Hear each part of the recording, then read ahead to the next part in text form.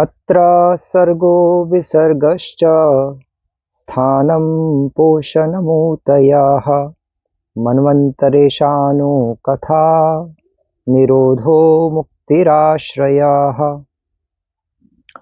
हरे कृष्ण। श्रीमद् भागवतम के इस सीरीज में आज हम आगे कंटिन्यू करेंगे और ये जो अभी श्लोक आपने अभी स्क्रीन में देखा, ये श्लोक श्रीमद् भागवतम के दूसरे स्कंद के 10वें अध्याय का प्रथम श्लोक है, जिसमें श्रीमद् भागवतम के 10 प्रमुख विषयों के ऊपर चर्चा की गई है। और कहने का अर्थ है कि शुकदेव गोस्वामी बता रहे हैं कि श्रीमद् भागवतम रूपी ग्रंथ में, जो कि एक महापुराण है, इसमें किन किन विषयों पर चर्चा की जाएगी, तो उन विषयों को इसमें मेंशन किया गया। तो कौन से विषय हैं? ये एक्चुअली 10 विषय हैं, 10 सब्जेक्ट्स ऑफ श्रीमद् भागवतम। और ये क्या है? एक्चुअली जो भी महापुराण होता है, महापुराण में 10 विषय होते ही होते हैं। जो सिंपल पुराण होता है, जो महापुराण नहीं है, उसमें 5 विषय होंगे, शुरुआत के 5। सर्गो विसर्गश्च स्थानम पोषणम और ऊतयः। लेकिन जो महापुराण होगा उसमें 10 विषय होंगे, उसमें अगले 5 भी होंगे। मनवंतर ईशानु कथा निरोधो मुक्तिर आश्रयः। टोटल 10 टॉपिक्स होते हैं महापुराण में, चाहे वो श्रीमद् भागवतम हो या श्रीमद् भागवतम का खंडन करने के लिए जो वैष्णव से जो द्वेष करते थे, उन्होंने जो दैवी भागवत पुराण की चर्चा की, वो भी महापुराण, उसमें 10 सब्जेक्ट्स डाल दिए हैं, बट वो हम उसको ऑथेंटिक मानते हैं। तो अब ये जो श्रीमद् भागवतम है, श्रीमद् भागवतम में जो 10 विषय हैं, इन 10 विषयों में हमारे प्रथम 10 स्कंद आते हैं। और जो 11वां और 12वां स्कंद है, 11वां 12वां स्कंद क्या है? 11वां स्कंद है समरी ऑफ श्रीमद् भागवतम और 12वां स्कंद है ग्लोरिफिकेशन ऑफ श्रीमद् भागवतम, जिस तरह से हमें श्रील प्रभुपाद ने बताया। लेकिन अगर हम वल्लभाचार्य जी, जो रुद्र संप्रदाय के एक महान आचार्य, उनके अकॉर्डिंग देखें तो श्रीमद् भागवतम के जो ये जो 10 विषय हैं, ये तीसरे स्कंद से शुरू होते हैं एज पर वल्लभाचार्य। बट हमारा जो एंगल है, जो श्रील प्रभुपाद ने हमें दिया, वो दी बेस्ट है।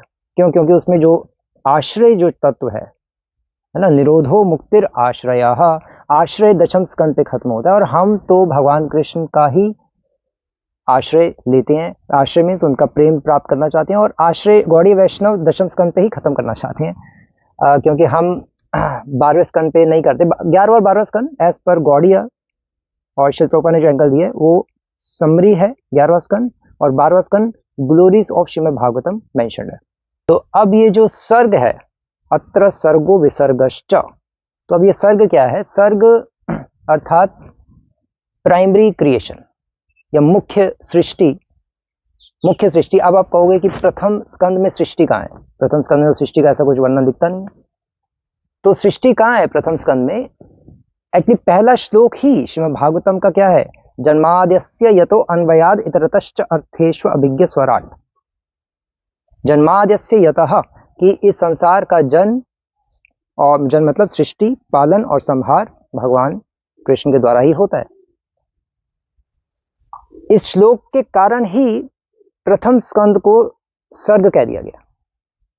ये श्लोक बहुत महत्वपूर्ण है। और केवल ये श्लोक भी नहीं, अगर हम देखें तो श्रीमद् भागवतम के इस प्रथम स्कंद में, एक्चुअली प्रथम स्कंद में महाविष्णु, गर्भोदशय विष्णु, क्षीरोदशय विष्णु, इनका भी वर्णन है। श्री प्रभुपाद ने अपने, है ना, जगह जगह मेंशन किया ही है। और महाविष्णु ने ही मेन सृष्टि की है, क्योंकि महत्त्व प्रकट हुआ और अनंत ब्रह्मांड प्रकट हुआ। भौतिक जगत की सृष्टि प्रथम स्कंद में ही है, प्रथम स्कंद में। और उसके बाद जो अवतार हैं भगवान के, अवतारों की सूची प्रथम स्कंद में, एते चांश कलह पुंस कृष्णस्तु भगवान स्वयं। तो सारे अवतारों की सूची प्रथम स्कंद में है। और अब ये सिर्फ ब्रीफ में है, जो अवतारों के बारे में जो वर्णन किया गया वो केवल सारांश रूप में किया गया। अर्थात भगवान के अवतारों की सृष्टि भी प्रथम स्कंद में हुई है। अभी सृष्टि हुई है, फिर बाद में उसको पूरा डिटेल में अन्य स्कंदों में बताएंगे। तो अवतारों की सृष्टि हुई है, भौतिक जगत की सृष्टि महत्त्व के रूप में महाविष्णु ने की है। और पहला श्लोक जन्माद्यस्य यतः, इसलिए प्रथम स्कंद जो है वो सृष्टि कहलाता है, अर्थात महाविष्णु ने सृष्टि की। और फिर उसके बाद उपसृष्टि, सब क्रिएशन ब्रह्मा जी के द्वारा होती है। इसीलिए दूसरा जो स्कंद है, दूसरे स्कंद में दूसरा विषय मेंशन्ड है, क्या? विसर्ग, मतलब उपसृष्टि। तो ब्रह्मा जी को फिर सारे इंग्रेडिएंट्स मिल गए, फिर ब्रह्मा जी करना शुरू करेंगे अपना काम आगे। और फिर स्थानम, स्थानम का अर्थ है लोकांतर हिंदी में, और इंग्लिश में प्लानिटरी सिस्टम्स। मतलब अब इस स्कंद में क्या हो रहा है, तीसरे स्कंद में, कि स्थान क्या है, जीवात्माओं के रहने का स्थान क्या है, 84 लाख जो योनियां वो कहाँ कहाँ रहती है इस भौतिक जगत में, और प्लैनेट्स भी किस तरह से स्थित है इस ब्रह्मांड में, है ना। जैसे ये है भूर भुआ स्व महर्जन तप सत्य तिलतल वितल सुतल तलातल रसातल पताल महातल, 14 जो प्लैनेट्स है इनके बारे में, ये स्थित कहाँ कहाँ है, ये सब कुछ इसमें मेंशन्ड है थर्ड कैंटो में। और जीवात्मा 84 लाख योनियां, चाहे वो ब्रह्मा से लेके चींटी तक हो, किस तरह से कहाँ कहाँ वो स्थित रहती है। और उससे पहले तो महाविष्णु के घर में ही होती है, महाविष्णु के पेट से फिर बाहर जब महाविष्णु श्वास छोड़ते हैं तो ये सृष्टि शुरू होती है, और ब्रह्मा जी फिर शरीर रचते हैं सतोगुण रजोगुण तमोगुण रूपी शक्तियों को यूज करके। और चौथा जो विषय है श्रीमद् भागवतम का, अत्र सर्ग विसर्गश्च स्थानम पोषणम ऊतयः। तो चौथा टॉपिक क्या है, पोषणम। पोषणम means fourth canto. Fourth canto में भगवान क्या कर रहे हैं, भगवान कर रहे हैं प्रोटेक्शन बाय द लॉर्ड। भगवान पोषण कर रहे हैं, प्रोटेक्ट कर रहे हैं अपने डिवोटीज को। किनको प्रोटेक्ट किया, खासकर ध्रुव और ध्रुव महाराज को प्रोटेक्ट किया, पृथु महाराज ध्रुव महाराज को प्रोटेक्ट किया।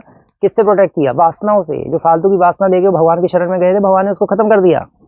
चतुर्विधा भजन्ते माम जनः सुकृतो अर्जुनो आर्थ अर्थार्थो जिज्ञासु ज्ञानी। तो ये कौन थे, ये आर्थ भी कह सकते हैं, अर्थार्थी भी थे, इच्छा भी थी। तो भगवान ने इनकी मटेरियल डिजायर्स खत्म की और इनका पालन किया, इनको प्रोटेक्ट किया। भगवान प्रोटेक्ट करते हैं अपने डिवोटीज को, और इस स्कंद में करके दिखाया। और पृथु महाराज के थ्रू धरती की भी प्रोटेक्शन किया, जो भी दिखाया किस तरह से संसार चलता है। मतलब भगवान अल्टीमेटली प्रोटेक्ट करते हैं अपने डिवोटीज को। वो फोर्थ कैंटो में मेंशन्ड है, इसलिए इसका नाम पोषणम है, फोर्थ टॉपिक जो कि फोर्थ कैंटो में मेंशन्ड है। एक्चुअली वैसे देखा जाए तो 10 टॉपिक्स, 10 जो स्कंद है सब में मेंशन्ड है, लेकिन हर जो प्रोमिनेंट क्या है, प्रोमिनेंट जैसे सर्ग, प्रथम स्कंद में सर्ग प्रोमिनेंट है, मतलब वो मुख्य रूप से उसकी चर्चा की गई, एम्फेसाइज बल सर्ग पे दिया गया, लेकिन बाकी 9 भी उसमें विद्यमान है। तो 200 टॉपिक्स 10 स्कंद में है, लेकिन फिर भी अगर बिल्कुल आप सूक्ष्मता से पूछे तो एक टॉपिक एक स्कंद में ज्यादा उस पर बल देके उसमें चर्चा की गई है। और ये जो है नेक्स्ट पोषणम ऊतयः। ऊतयः मीन्स क्रिएटिव इम्पेटस, या भगवान सृष्टि करने की प्रेरणा देते हैं। कैसे देते हैं सृष्टि करने की प्रेरणा, आप कह सकते हैं जैसे सृष्टि करने की प्रेरणा, और सृष्टि में किस तरह से लोग ऊपर नीचे होते हैं, ये भी इसका मतलब है क्रिएटिव इम्पेटस। जैसे फॉर एग्जांपल इसमें कथा आती है भरत महाराज की। भरत महाराज क्या थे, भरत महाराज ने अपना सब कुछ छोड़ छाड़ दिया, और उसके बाद फिर वो हिरण बन गए, हिरण से आसक्त हो गए, और फिर उसके बाद वो जड़ भरत बन गए, और फिर जड़ भरत के बाद फिर दोबारा से वो प्योर डिवोटी बन गए, और फिर भगवत धाम उनको प्राप्त हुई। उससे पहले तो उनका फॉरलॉन हो गया था, जैसे कि कथा में आता है।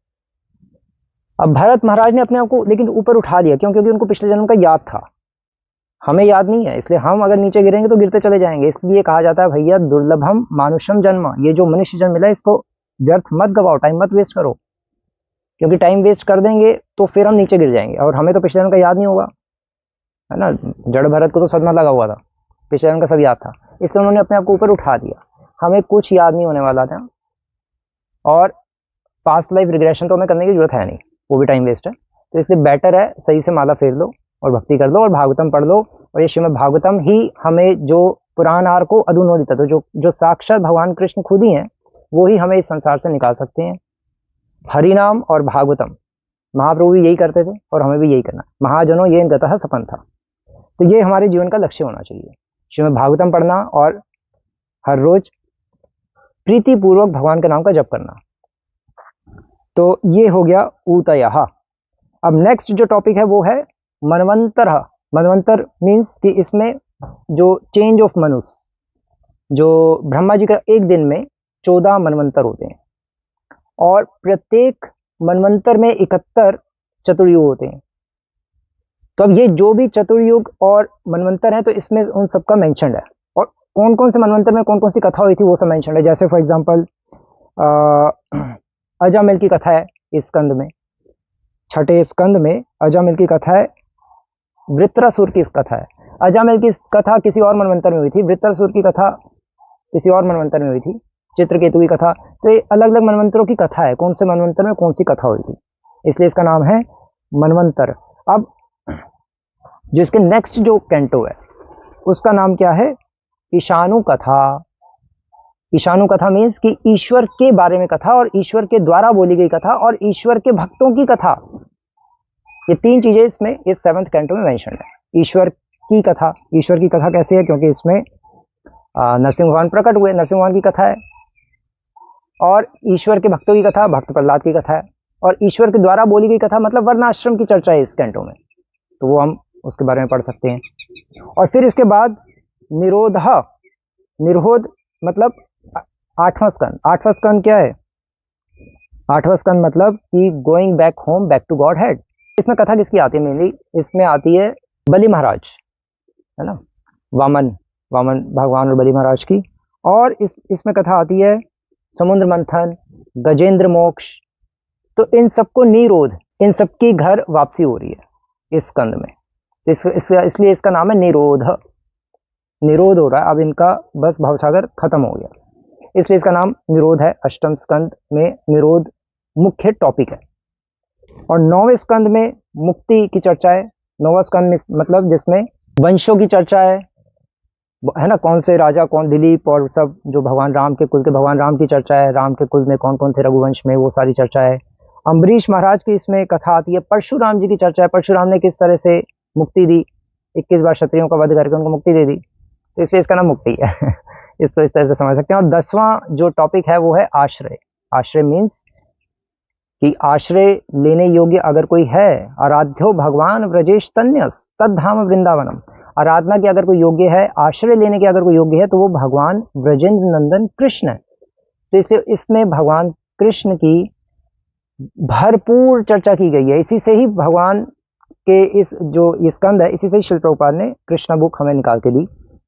और ये जब हम स्कंद पढ़ेंगे तो इससे हमारी भगवान से अटैचमेंट होगी, और भगवान से अटैचमेंट अगर मरने से पहले नहीं हुई तो जीवन हमारा निरर्थक है, टाइम वेस्ट है। तो इसलिए 10वां स्कंद जो है ये सबसे महत्वपूर्ण है। लेकिन इस 10वें स्कंद पे पहुंचने के लिए शुरू के 9 स्कंद पढ़ने अत्यंत जरूरी हैं, क्योंकि 9 स्कंद क्या है, 9 स्कंद 9 सीढ़ियां हैं।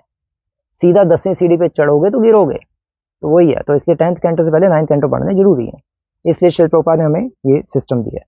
और उसका 11th और 12th कैंटो समरी है, 11th कैंटो और 12th canto glories of Shrimad Bhagavatam. तो इस तरह से 10 सब्जेक्ट्स हैं श्रीमद् भागवतम के। अब इस दृष्टिकोण से आप श्रीमद् भागवतम पढ़ेंगे बहुत आसानी से चीजों को समझ आएगा। अब ये श्लोक याद कर लीजिएगा, बहुत ही इंपॉर्टेंट श्लोक है।